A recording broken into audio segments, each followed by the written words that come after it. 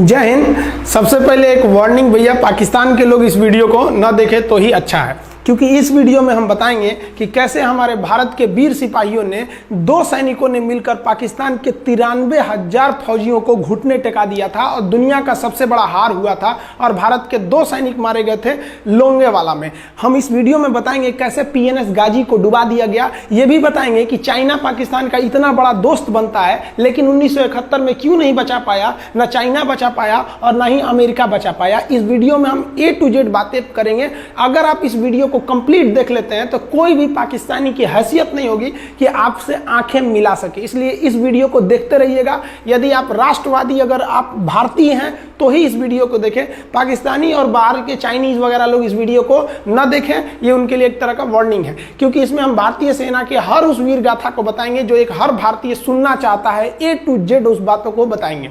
पाकिस्तानी इस वीडियो को क्यों ना देखें, तो भैया आप देख लीजिए यहाँ क्यों ना देखें, क्योंकि हम आज चर्चा करने वाले हैं इसकी, और इसका नक्शा किससे मैच करता है आप देख रहे हैं। If you don't believe then go on Google. भाई किससे मैच करता है तो आप तो समझ में आ गया, भाई बुरा नहीं मानिएगा आप लोग। हम ये क्यों कह रहे हैं, क्योंकि हमने एक वीडियो बनाया था कैलाश मानसरोवर के ऊपर लेपुलेख विवाद जो चाइना के साथ हो रहा है। इस वीडियो को फेसबुक पर 55 लाख से ज्यादा लोगों ने देखा। अलग अलग लोगों ने अपने फेसबुक हैंडल से इसको शेयर किया और नेपाल के लोगों को पता चला कि हाँ भैया, इंडिया नेपाल का रियल पोजीशन क्या है। तो हम आपसे भी यही चाहेंगे कि जिस तरह से आप लोगों ने इस वीडियो को वायरल किया था, 5 मिलियन से ज्यादा फेसबुक पर फैला दिया था इस चीज को, उसी तरह आप लोग पाकिस्तान का जो वीडियो बनाने जा रहे हैं, इस वीडियो को भी पूरे तरह इतना वायरल करिए कि पूरे पाकिस्तान के लोगों को पता चले कि भैया उनकी औकात क्या चीज है। ध्यान से समझिए, जब भारत पाकिस्तान का विभाजन हुआ तो उसी समय पाकिस्तान 2 भाग में था। एक इधर वाला जो एरिया है, इसे हम लोग कहते थे पश्चिमी पाकिस्तान, जो मेन पाकिस्तान का एरिया है। और ये जो आज आप बांग्लादेश देख रहे हैं, ये बांग्लादेश नहीं था, बल्कि ये उस वक्त पूर्वी पाकिस्तान था। पूर्वी पाकिस्तान के लोग बंगाली भाषा को बोलते थे। पाकिस्तान के लोग इन लोगों को बड़ा भद्दे मजाक करके बोलते थे, कहते तुम लोग गधे हो, कुछ नहीं जानते हो, किसी काम लायक नहीं हो, यूजलेस हो लोग, तुम लोग छोटे हो, काले हो, मतलब उल्टा सीधा मजाक कर रहे थे। पश्चिमी पाकिस्तान के लोग इधर के लोगों को पसंद नहीं करते थे। हो गया नहले पे दाला 1970 में। 1970 में इस पूर्वी पाकिस्तान के शेख मुजीबुर रहमान चुनाव जीत गए और वो यहाँ के प्रधानमंत्री के पद के चुनाव जीत गए। अब यहाँ की आर्मी ने क्या किया, उनको शपथ ही नहीं दिला रहे थे। इसलिए 70 के चुनाव जीतने के बाद शेख मुजीबुर रहमान जब देखे कि ऐसा है, तो उन्होंने अपना भाषण दिया 7 मार्च को और कहा कि अब हम इस पूर्वी पाकिस्तान को एक अलग देश बनाएंगे जिसका नाम रहेगा बांग्लादेश। इस भाषण के वजह से आर्मी ने, पाकिस्तान की आर्मी ने 25 मार्च 1971 को गिरफ्तार करके अब पश्चिमी पाकिस्तान में अरेस्ट करके बंदी बनाकर रख दिया और यहाँ पर जुल्म करना चालू कर दिया। कहां पर भाई, तो पूर्वी बंगाल में, पूर्वी पाकिस्तान में, पूर्वी बंगाल में नहीं, पूर्वी पाकिस्तान में इन्होंने जुल्म करना चालू कर दिया। शेख मुजीबुर रहमान के गिरफ्तारी के विरोध में यहां मुक्ति वाहिनी नाम कर एक विद्रोही गुट तैयार हो गया था, लेकिन पाकिस्तान के, पश्चिमी पाकिस्तान के लोगों ने इस पूर्वी पाकिस्तान पे इतना भयानक जुल्म किया कि इस पूर्वी पाकिस्तान में, इस पश्चिमी पाकिस्तान के लोगों ने यहाँ पर 30 लाख लोगों को कटवा दिया। 30 लाख लोगों को कटवा दिया। 4 लाख महिलाओं का बलात्कार कर दिया। अपने देश के 4 लाख औरतों का रेप किया। यहाँ पे इतना भयानक वो दृश्य है कि अगर हम उसको YouTube पे दिखा देंगे ना, तो YouTube हमारे ऊपर क्लेम करेगा, भैया आप ये सब इतने भयानक दृश्य नहीं दिखा सकते। आप अंदाजा लगाइए इनकी क्रूरता का। ये अपने देश पर इतना भयानक जुल्म कर रहे हैं। इतना भयानक जुल्म किया इन लोगों ने कि शेख मुजीबुर रहमान की गिरफ्तारी के बाद इस जुल्म का नतीजा ये हुआ कि अप्रैल 1971 तक भारत में यहाँ से लोग भाग के आ गए कि भैया हम जिंदा रहेंगे तब तो। और यहाँ 10 लाख लोग भारत में आ गए शरण लेने कि भैया हमको बचाइए। तो इंदिरा गांधी जानती थी कि जब तक यहाँ शांति नहीं होगा तब तक ये लोग वापस नहीं जा सकते थे, और शांति का एक ही था कि यहाँ पे घुस के इनको मारा जाए ताकि ये पश्चिमी पाकिस्तान वाले लोग यहाँ पर सुधर सके। तो इंदिरा गांधी ने इसके लिए बात की जनरल फील्ड मार्शल मानेकशॉ से। उन्होंने सेना प्रमुख मानेकशॉ से कहा, सैम मानेकशॉ से, कि आप अभी युद्ध कीजिए, हम आदेश देते हैं, आप अभी युद्ध कीजिए बांग्लादेश पे, हम अपने पड़ोसियों को इस तरह मरते नहीं छोड़ेंगे, आप इस पे हमला कीजिए। उस समय ये पूर्वी पाकिस्तान था। मानेकशॉ ने कहा कि ना, हम हमला नहीं करेंगे। कही अरे क्यों? कहा कि आप महीना देख रही हैं, अप्रैल का महीना है। अप्रैल के महीने का मतलब बरसात का दिन सर पे है और बरसात के समय पूरब का हाल क्या होता है, एकदम भयानक बाढ़ आ जाती है। और उन्होंने एग्जाम्पल भी दिया कि सिकंदर की फौज भी हाथी लेके आई थी और कीचड़ में फंस गई थी कि अगर यहाँ हम लड़ जाते हैं तो यहाँ बरसात रहेगा, हम यहाँ उलझ जाएंगे, ये एरिया सूखा रहेगा, चाइना का ऊपर से एरिया सूखा रहेगा, ये हमला कर देंगे, हमको 3 ओर से लड़ाई लड़ना पड़ेगा। मानेकशॉ ने इंदिरा गांधी से कहा कि आप 2-3 काम कर लीजिए। कब तक के लिए? कि नवंबर तक हम लोग युद्ध नहीं करेंगे, लेकिन अप्रैल से नवंबर के बीच में हम अपने सैनिकों को इस एरिया में लड़ने के लिए ट्रेनिंग दे सकते हैं, मुक्ति वाहिनी उसको हम ट्रेनिंग दे सकते हैं। और इसी में 1971 में हमारी जो थी भारत और रूस की एक समझौता पर हस्ताक्षर हो गया। अब हम लोगों ने पाकिस्तान को एक बारूद के ढेर पर बैठा दिया था। इंतजार था तो इस बात का कि उस बारूद में एक चिंगारी की और पाकिस्तान तबाह हो जाता। इत्तेफाक देखिए, उस बारूद के ढेर पर खुद चिंगारी जलाई पाकिस्तान ने। कैसे? तो समझिए कैसे। हम लोग का था कि इधर हम लोग ऑफेंसिव हो जाएंगे, मतलब इधर भयानक हमलावर हो जाएंगे, और इधर हम लोग डिफेंसिव रहेंगे, मतलब इधर कम हमला करेंगे, ताकि हम लोग का मेन मकसद पाकिस्तान से युद्ध नहीं था। हमारा मेन मकसद था हमारे अपने बांग्लादेशी भाइयों पर जो जुल्म हो रहा था, जो उनकी बहनों को रेप हो रहा था, इतना भयानक किया था वहां पर पाकिस्तानियों ने कि बाप के सामने बेटी का रेप करते थे और उसके बाद बाप को मार के कहते थे तू भी रेप कर। इतना मतलब मानवता पूरी खत्म कर दिया गया वहां पर। तो भारत ने कहा कि इधर हम डिफेंसिव रहेंगे। पाकिस्तान को यह खबर लग गई कि भारत ना इधर कमजोर है। अरे भैया, इधर हम कमजोर थोड़ी हैं, इधर कम सैनिक रखे हैं और इधर हम भयानक रखे हैं, तो इसका मतलब ये थोड़ी है कि हम कमजोर हो जाएंगे। भैया कहा जाता है ना कि सोनार के घर का कचड़ा भी बनिया के बादाम से महंगा बिकता है। देखिए, हम लोग ठंडी का इंतजार ही कर रहे थे कि पाकिस्तान ने गलती कर दिया। उसने 3 दिसंबर को अचानक हमला कर दिया श्रीनगर पे, पठानकोट पर, चंडीगढ़ पर, यहाँ पर आगरा हवाई अड्डे पर तबातोड़ हमला कर दिया। एयरफोर्स का इतना भयानक हमला पाकिस्तान का भारत पर हुआ कि भारत देखते रह गया। धड़ पाकिस्तान की जहाजें एंट्री मार गई सब भारत में, उसकी एयरफोर्स एंट्री कर दी। इतना भयानक हमला था, इतना भयानक कि भारत का एक भी सैनिक नहीं मरा। समझ रहे ना कितना भयानक हमला था। अरे भाई, आप यहाँ पर घुस जाएंगे हमारे देश में तो क्या हो जाएगा भैया? मूस मोटइयन लोढ़ा हुईन, हाथी घोड़ा थोड़े हुईन। भारत तो इसी का इंतजार कर रहा था। देहात में कहावत कहा जाता है कि रोए के रानी तले अखिए खुदा गई। भैया, हम प्लाने कर रहे थे कि हमला करने के लिए कि आप हमारे पे हमला करिए दीजिए। अब विश्व का भी दबाव नहीं आएगा हमारे ऊपर कि भैया हमला तो आपने किया है, अब हम लोग छोड़ेंगे नहीं। भारत एकदम दृढ़ निश्चय कर लिया। इसी बीच पाकिस्तान को एक खतरनाक खबर लग गई। क्या थी खबर भाई? तो देखिए, पाकिस्तान को खबर लगी कि भारत की ज़्यादातर फौज इस पूर्वी पाकिस्तान की ओर डिप्लॉयड है और यहाँ राजस्थान के जैसलमेर जिला में एक जगह है लोंगेवाला। उस लोंगेवाला में केवल और केवल 120 फौजी हैं। और अगर पाकिस्तान ने सोचा कि 120 फौजियों को हम रातों रात मार देते हैं तो उस समय एयरफोर्स रात में लड़ाई नहीं कर सकती थी, इसलिए इन्होंने लोंगेवाला में एंट्री मार दी। पूरी भयानक टैंक लेकर, फौज लेकर, इन्फेंट्री लेकर, और उसको वो लोग लोंगेवाला में घुसने के लिए चल दिए। और लोंगेवाला में भारत के पास केवल 120 सिपाही थे, केवल 120, और उन पर वो हजारों की संख्या में टूट पड़े। लेकिन घबराना नहीं चाहिए, क्योंकि चींटियां तादाद में कितनी भी क्यों ना हो जाए, गन्ना घसीट के नहीं ले जा सकती हैं। लोंगेवाला में जो ड्यूटी थी उस समय कुलदीप सिंह चांदपुरी जी का। कुलदीप सिंह चांदपुरी सरदार हैं, आप देखे होंगे बॉर्डर मूवी में इनका रोल सनी देओल ने किया है। अब ये कुलदीप सिंह, ये भैया पंजाबी सिख, अब ये लोग 1.25 लाख से नीचे कुछ सोचते ही नहीं है। चिड़िया नू में बाज लड़ावा, गिदड़ नू में शेर बनावा, और 1.25 लाख नू एक लड़ावा, तब गोविंद सिंह नाम रखावा। खबर आया कि आपसे जो लड़ने आ रहे हैं ना पाकिस्तान की ओर से, वो ब्रिगेडियर तारिक मीर आ रहा है। उसके पास टैंक है, 2800 फौज है, बहुत ही तेज रफ्तार से आ रहा है।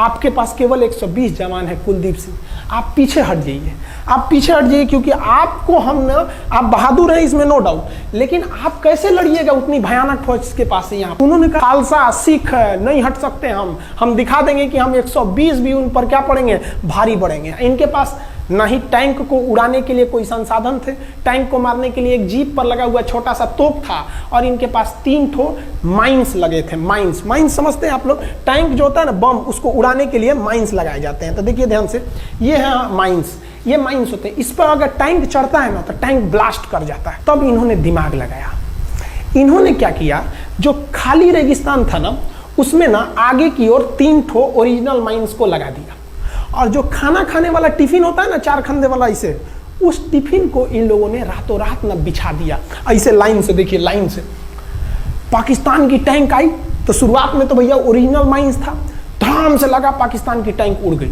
पाकिस्तान का एक टैंक उड़ा, फिर दूसरा उड़ा, तीसरा उड़ा, पाकिस्तानी एकदम डर गए सब। ब्रिगेडियर तारिक मीर कहें कि भैया यहाँ तो माइंस लगा के रखा है इन लोगों ने, एक काम करो इंजीनियरों को बुलाओ, पूरा माइंस निकालो। अब ब्रिगेडियर जो हमारे मेजर कुलदीप सिंह थे ये जानते थे कि बाबू अगर हम तुमको रात भर रोक दिए ना तो सुबह हमारी एयरफोर्स आएगी, तुमको जिंदा नहीं छोड़ेगी, इसलिए इन्होंने पूरा टिफिन बिछाया था। इन पाकिस्तानियों ने 6 घंटे लगा दिए उनको निकालने में। इंजीनियर आते थे तो डर के मारे टिफिन निकालते थे, अरे बाप रे बाप, और टिफिन में तो ईंटा पत्थर भर देते थे और डर के ले जाते थे, भागो भागो भागो माइंस है माइंस है। इसको लगाते लगाते इन लोगों ने पूरी रात बिता दी। 3 बज गया, 3 बजे इनको पूरा सन्नाटा दिखा कि भैया ये तो टिफिन है, ये रेगिस्तान में ये तो टिफिन है। अब उन्होंने कहा कि आदेश दिया कि हमला करो, तो कुलदीप सिंह जो थे चांदपुरी, उन्होंने बालू के बीच में ऐसे गड्ढे बना रखे थे और अपने फौजियों को ना 2 किलोमीटर एरिया में बिछा दिया था, एक उधर एक इधर एक इधर, तो चारों ओर से फायरिंग होती थी। पाकिस्तानियों को लगी ना कि भैया हमको गलत इंफॉर्मेशन मिल गया है, 120 गो मिल के ऐसे थोड़े मारेगा सब। सोच रहा उधर से गोली इधर से गोली, धड़ाधड़ बम गोला दारू सब चल रहा है यहाँ पर, इतना भयानक कहीं कोई 120 आदमी मिल के ऐसे मारता है? नहीं भाई, इतना भयानक सुनसान एरिया में कहाँ से कौन मार रहा है, एकदम तबाही मचा दिया।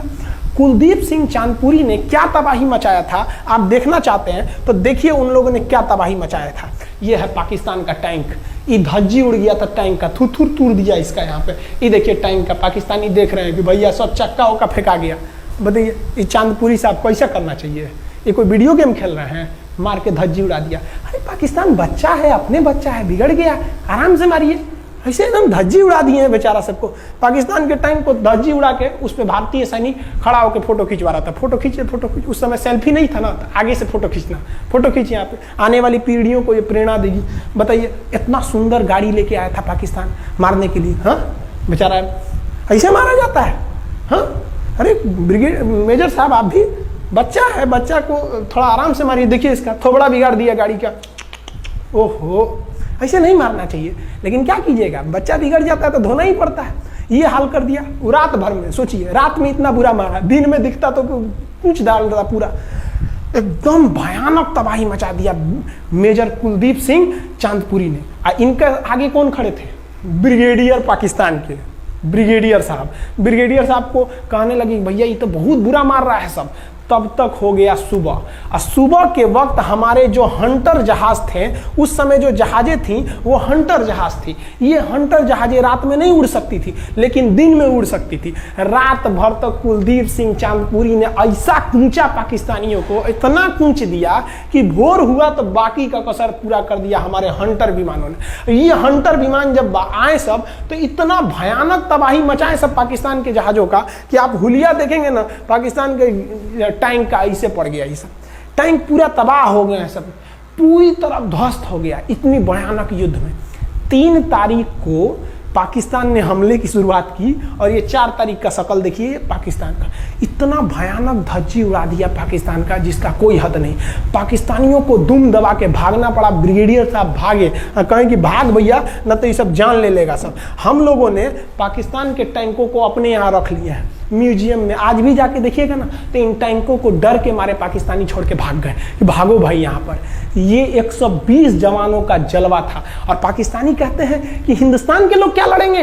अरे भैया हम चीन पे वीडियो बनाए थे, आप पे नहीं बनाए थे, जो आप लोग हम लोग को बोल रहे थे कि पाकिस्तान हिंदुस्तानियों की औकात नहीं। देखिए अभी हम आपको औकात दिखाते हैं आपकी। ये आपका टैंक है, आके ले जाइए, हिम्मत है तो लेके जाके दिखाइए यहाँ पर। हाल तो ये हो गया था ना कि हम लोगों ने जो पाकिस्तानियों की जान ली थी ना, डर के मारे वो लाश उठाने नहीं आए थे, लाश को गिद्ध खा गए थे सब। हम लोग बोल रहे थे कि भैया हम गोली नहीं चलाएंगे, लाश लेके चल जाओ। हम नहीं जाएंगे, तुम लोग रेगिस्तान को कब्रिस्तान बना दिए हो। रेगिस्तान को कब्रिस्तान हम लोग हमला करने आए थे, शुरुआत तो तुमने किया था यहाँ पे। तो ये गिद्ध खाए थे सब, सफाई उफाई का काम ये किए थे सब। अब पाकिस्तान हम लोग को धमकी देता है, आज भी वो नहीं सुधरे हैं। आज भी हमने जो चाइना पे वीडियो बनाया था उस पर वो हमको धमकी देता है कि भारत की आर्मी कुछ नहीं कर सकती। अरे भैया आप सोचिएगा भी मत, अभी के समय में तो मत सोचिएगा। जानते हैं क्यों? देख लीजिए इधर अभी कौन बैठा है भारत में, समझ में आ रहा है? आप लोग तो पहले पाकिस्तान वाले लोग इस बात पर रिसर्च कीजिए कि इनमें ज्यादा खतरनाक कौन है आपके लिए। हमको तो यही ज्यादा खतरनाक लगते हैं भाई, समझ में आया आप लोग को? तो अभी देखिए ध्यान से, यहाँ पर पाकिस्तान ने जो हार हुई थी लोंगेवाला में, ये हार में पाकिस्तान की तो कमर टूटी और पाकिस्तान का पूरा मनोबल टूट गया कि ससुरा 120 गो मिल के ऐसे कैसे धो दिया सब। बताइए इतना भयानक धो जाता है। तो ये शुरुआत तो इन्होंने किया 3 तारीख को, 4 तारीख को हमने धो दिया। अब बचा नेवी कहे कि भैया आर्मी को मौका दिए, एयरफोर्स को मौका दिए, रात में आर्मी धोई, सुबह में एयरफोर्स धोई, हम नहीं धोएंगे क्या? हम भी धोएंगे।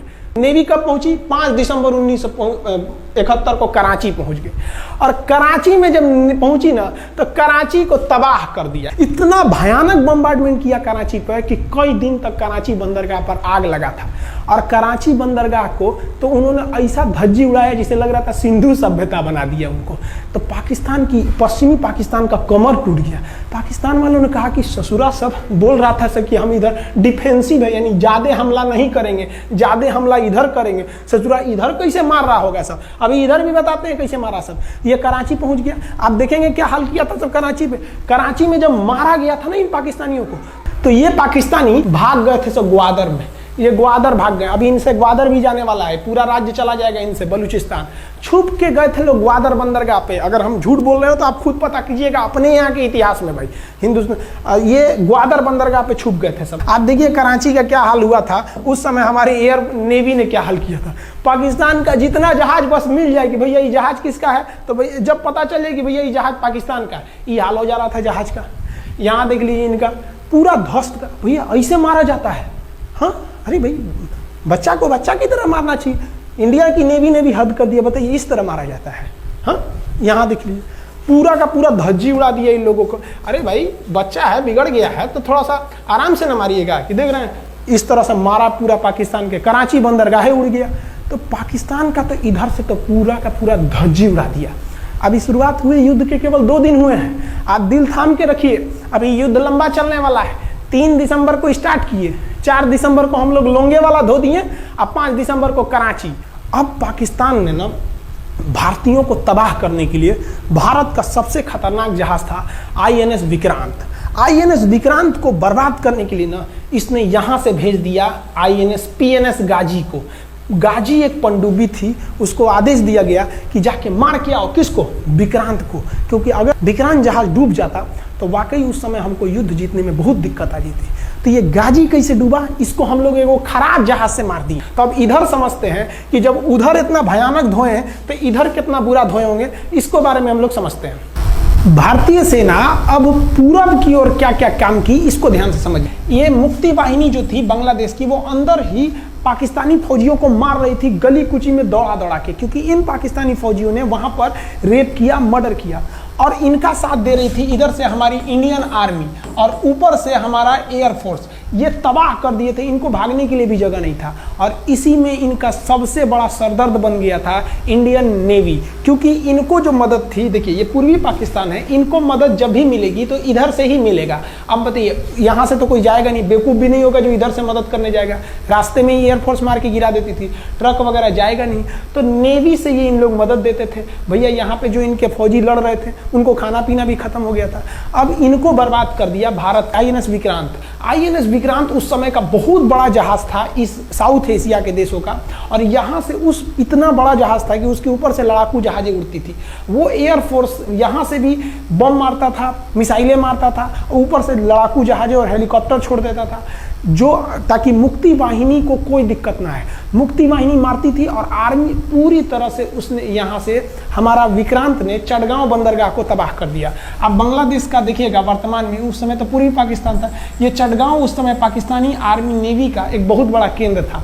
इधर हम लोग ने उड़ा दिया कराची, इधर उड़ा दिया हम लोग ने चटगांव। अब मुक्ति वाहिनी को कोई खास दिक्कत नहीं आ रहा था। अब पाकिस्तान ने कहा कि हर हाल में इस विक्रांत को बर्बाद करो। देखिए ये विक्रांत है, विक्रांत जहाज जो था इस पे से इसके ऊपर देखिए आपको लड़ाकू जहाजें दिखेगी। पीएनएस गाजी को क्या आदेश दिया गया था भाई कि तुमको जाना है और इस विक्रांत को बंगाल की खाड़ी में जाने के बाद इसी में डुबा देना है।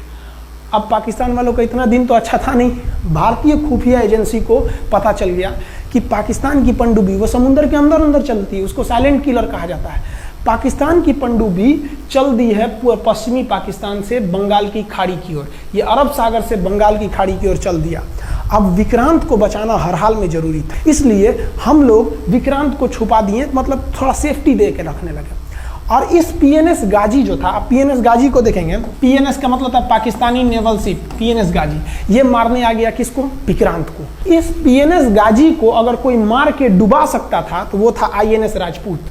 लेकिन ये जो आईएनएस राजपूत आप इमेज में देख रहे हैं, ये उस समय समस्या क्या था इस आईएनएस राजपूत के साथ कि इसके इंजन में कुछ खराबी आ गई थी और ये बिगड़ गया था, और बिगड़ के इसको विशाखापट्टनम पे बनाया जा रहा था, रिपेयर किया जा रहा था, इंजन ही गड़बड़ हो गया था। तो भारतीयों का यहीं पे दिमाग काम आया। भारतीयों ने सोचा क्यों ना हम पीएनएस गाजी को खुद बुला के लाएं, कहां पर? विशाखापट्टनम पे। तो लोगों ने कहा कि भैया ये आएगा विशाखापट्टनम में, कि आओ आईएनएस राजपूत हमको मार दो। तो कहा कि नहीं, देखिए कैसे आएगा। भारतीयों को पता था कि हिंदुस्तान में पाकिस्तानियों के कुछ न कुछ जासूस होंगे और वो पाकिस्तान को पल पल की खबर दे रहे होंगे। भारतीयों ने क्या किया, आईएनएस विक्रांत के जितने भी अधिकारी थे उनसे कहा कि आप लोग अपने अपने घर फोन कीजिए कि हम विशाखापट्टनम आ रहे हैं, तुम लोग हमको छुट्टी मिला है, विशाखापट्टनम में 10 दिन रुकेंगे, हमारे लिए तुम लोग खाना पीना अच्छा से बनाओ। लड़कों से उन लोगों को खबर खिला दिया। विशाखापट्टनम में जितने मछुआरे थे उनको कहा गया कि आप लोग हट जाइए, बहुत बड़ा जहाज आने वाला है, बहुत बड़ा जहाज विक्रांत आ रहा है, यहाँ पे आप लोग खाली कर दीजिए, आईएनएस विक्रांत आ रहा है। यहाँ पर क्या किया गया, ऑर्डर दिया गया, बहुत सारे फल सब्जी अंडा ब्रेड, कि भैया ये इतने बड़े जहाज के लिए जा रहा है, 6 महीने का खाना चाहिए। ये खबर आग की तरह फैल गई पाकिस्तानियों को। अब पाकिस्तान में खबर लग गई कि भैया आईएनएस विक्रांत यहाँ नहीं है, आईएनएस विक्रांत विशाखापट्टनम पे है। अरे बकलोलवा, विशाखापट्टनम पर पीएनएस गाजी की मौत यमराज इंतजार कर रहा था, आईएनएस राजपूत। ये गधा जो था पीएनएस गाजी, ये मुड़ गया किधर की ओर? विशाखापट्टनम की ओर। और विशाखापट्टनम पर चुपचाप शांति से खड़ा हुआ जहाज आईएनएस राजपूत इंतजार कर रहा था, तो पानी के अंदर अंदर आओ, ये अभी बाहर निकला हुआ है, पानी के अंदर रहती है। और आईएनएस राजपूत देखा कि ये आ रहे हैं, वो आईएनएस राजपूत को मारता कि इससे पहले ही आईएनएस राजपूत मार के तबाह कर दिया पीएनएस गाजी को। पीएनएस गाजी पर को डूबने के बाद पाकिस्तान को बहुत बड़ा सदमा लग गया। पाकिस्तान को यह एहसास हो गया कि अब हम कभी नहीं जीत सकते हैं, क्योंकि ये पीएनएस गाजी अमेरिका से खरीदा हुआ एक बहुत ही शक्तिशाली पनडुब्बी थी जिसे कोई डुबा नहीं सकता था, और हम लोगों ने उसको इस जहाज से डुबाया जो जहाज खराब हो चुका था, जिसका इंजन खराब था। भारतीय सेना का मोराल पूरे 7वें आसमान पर था और पाकिस्तानी दिन पर दिन बर्बाद हो रहे थे। अब पाकिस्तानियों को लगा अब क्या करेंगे, तो पाकिस्तानियों ने अमेरिका में फ़ोन किया, भैया आप कुछ कीजिए। तो अमेरिका ने ना यूएनओ में मुद्दा उठा दिया, यूनाइटेड नेशन ऑर्गेनाइजेशन, इसकी जो सिक्योरिटी काउंसिल है, सुरक्षा परिषद, इसमें कह दिया पूर्वी पाकिस्तान पर जुल्म कर रहा है, मार रहा है। तो रसिया उस समय हमारा साथ दिया, कहा कि तू देर जानता है जुल्म कर रहा है, भारत जो कर रहा है सही कर रहा है, हम इस प्रस्ताव के खिलाफ में वीटो करते हैं। वीटो अगर कोई देश, 5 देश को वीटो है, इस पर अलग चर्चा करेंगे, अगर किसी ने वीटो कर दिया तो प्रस्ताव रद्द हो जाता है। तो पाकिस्तान की एक और उम्मीद यहाँ पर अपना दम तोड़ दी। अब पाकिस्तान कहा अमेरिका से कि भैया आप ही हमको बचा लीजिए। तो अमेरिका ना पाकिस्तान की ओर से भारत पर हमला करने के लिए अपना सबसे खतरनाक जहाज भेज दिया, 7वां बेड़ा। देखेंगे 7वां बेड़ा को, अगर इतना भयानक था 7वां बेड़ा, ये अमेरिका का साथ अकेले चलता ही नहीं था, इतनी पूरी फौज के साथ, नेवी के साथ चलता था। ये किस लिए आया था? विक्रांत को डुबाने के लिए, और इसका साइज विक्रांत से डबल था, इसके आगे विक्रांत नहीं टिक पाता। अब इंदिरा गांधी भी टेंशन में रह गई। ले, तब उस समय इंदिरा गांधी को याद आया कि भैया हमारा एक और तो हम समझौता करके आए हैं, अगर अमेरिका पाकिस्तान का साथ दे सकता है तो रूस से हम भी तो समझौता करके आए हैं। तो भारत ने रूस को कहा कि भैया अमेरिका इतना भयानक 7वां बेड़ा भेज दिया, आप हमारी मदद कीजिए। तो रूस ने कहा है टेंशन क्या लेते हो, देखो हम बोलते हैं। रूस ने परमाणु पनडुब्बी भेज दी और रूस ने अपना 40वां बेड़ा भेज दिया। आप देखेंगे ये रूस का 40वां बेड़ा है। ये अपने भारी भरकम जहाजों के पूरे ग्रुप के साथ चल दिया, कहा कि चल भैया देखते तुमको कौन मारेगा भारत को। और अमेरिका को सीधा कह दिया कि भैया विक्रांत पर अगर आपने हमला किया तो ये हमला हम रूस पर हमला मान लेंगे। यहाँ पर खड़ा था भारत का विक्रांत और उसकी सपोर्ट में खड़ा था रूस का 40वां बेड़ा। और रूस ने यमन से अपनी एयरफोर्स को भी कह दिया था कि भैया तुम भारत की देखभाल करना। तो भारत की सुरक्षा के लिए इतने लोग, और अमेरिका अपना 7वां बेड़ा लेके यहाँ मुंह देख रहा था, और ब्रिटेन ने भी अपने ईगल नाम के बेड़ा को भी भेज दिया था। तो ये 2 लोग हमारे खिलाफ आ गए थे लड़ने के लिए कि अब बताइए, हम लोग बांग्लादेश की भलाई सोच रहे थे, और अमेरिका का 7वां बेड़ा और रूस का ब्रिटेन का ईगल हम लोग के खिलाफ था, और हमारा अपना विक्रांत और रूस की एयरफोर्स और उसकी 40वां बेड़ा हमारे साथ थी। ये पूरी तरह से बाउंड्री बना दिया था 40वां बेड़ा। 40वां बेड़ा का कहना था कि भैया हमारे जहाज पर ऑटोमेटिक मिसाइल लगी है, तुम अगर इधर आओगे तो हम मार देंगे तुमको ऐसे ही।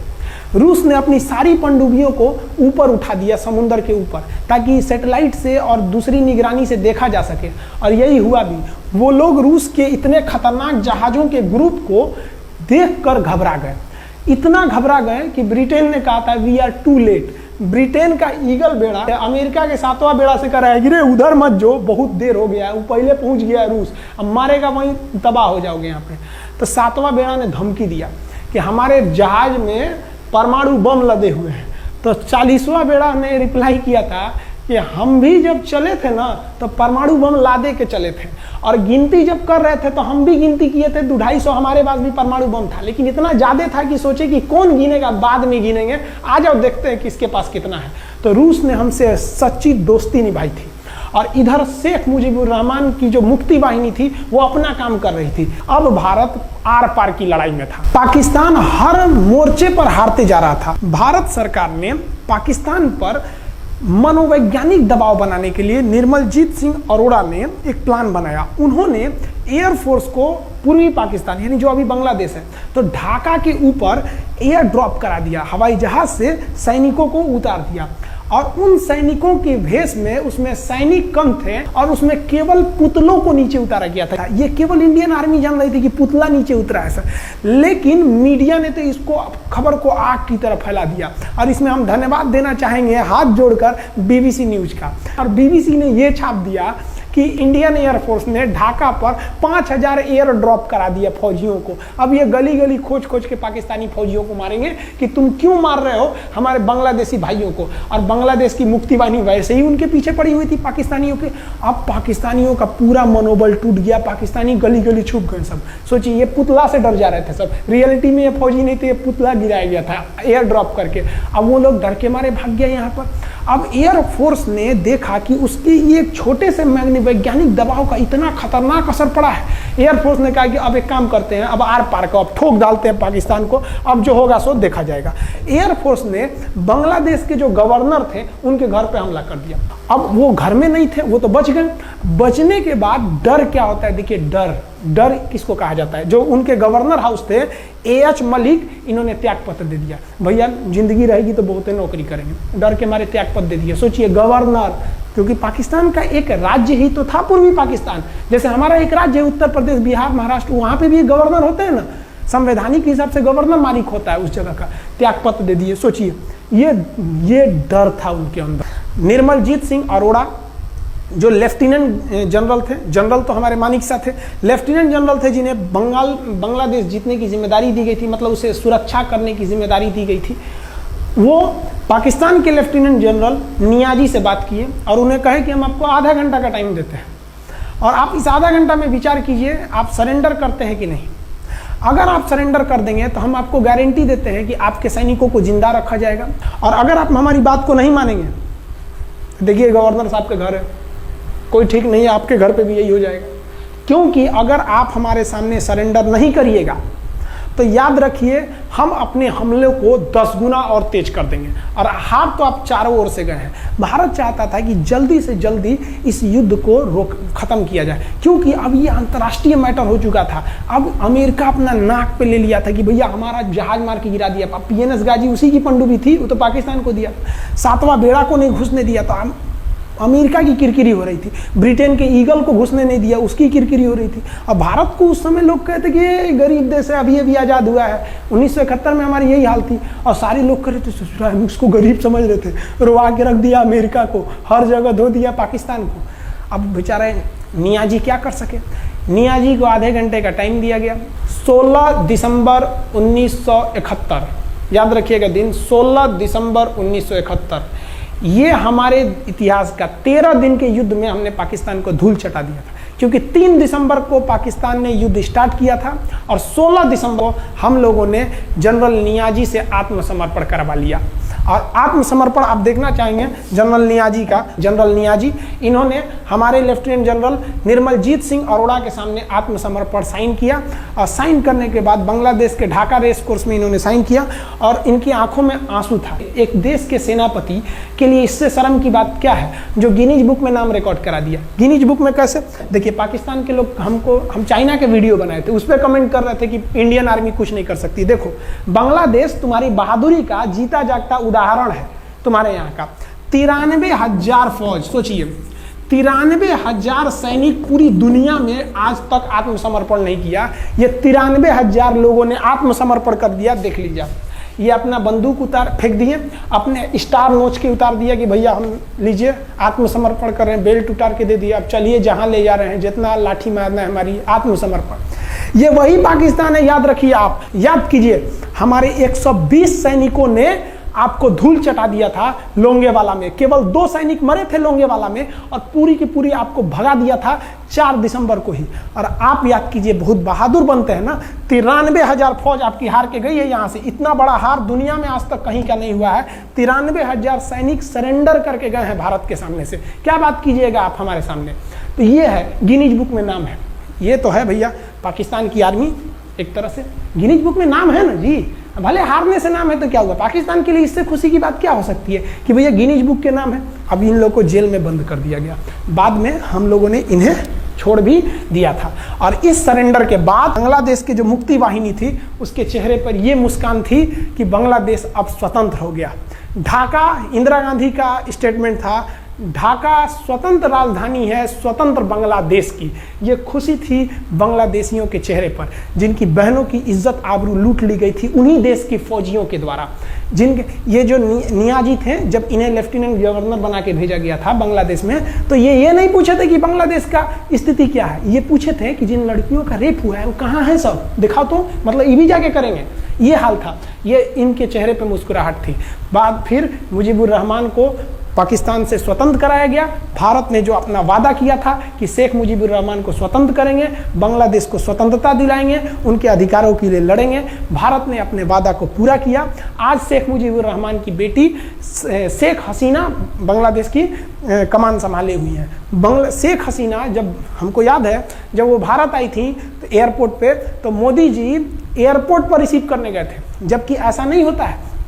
शायद ही बांग्लादेश की प्रधानमंत्री को पूरी दुनिया में कोई बड़े देश का राष्ट्रपति रिसीव करने जाए, प्रधानमंत्री रिसीव करने जाए। तो भारत अपने पड़ोसियों का इतना ख्याल रखता है, चाहे वो नेपाल हो, भूटान हो, सबके साथ। अभी हाल फिलहाल में नेपाल के लोग थोड़ा गुस्सा हैं लिम्पियाधुरा काला पानी को लेके, लेकिन ऐसा नहीं है कि हमारा नेपाल के साथ कोई खराब रिश्ता है। हमारा नेपाल के साथ रोटी और बेटी का रिश्ता है। बांग्लादेशियों के साथ हमारा बहुत ही अच्छा संबंध रहा है। आज हमारे बांग्लादेश के साथ बहुत ही मधुर संबंध है। और बांग्लादेश को जो पाकिस्तान के लोग कहते थे ये किसी काम लायक नहीं है, ये वाले भाई लोग पाकिस्तान से आगे निकल गए। आज इनका मलमल का कपड़ा, जूट और पाम ऑयल पूरी दुनिया में फेमस है। जहाजों की मरम्मत में, मतलब जहाज के रिपेयरिंग में बहुत आगे निकले हैं बांग्लादेश के लोग। आई होप आप समझ गए होंगे। इस युद्ध के बाद अगर भारत चाहता तो भारत पाकिस्तान के पश्चिमी भाग को भी कब्जा कर लेता, क्योंकि यहाँ तो हम लोग हराए ही थे। उनके 93,000 फौज तो हम लोग जिंदा पकड़ लिए थे। हम उन्हीं को कह देते बंदूक लगा के कि कश्मीर खाली करो, हमारा यहाँ से वापस जाओ।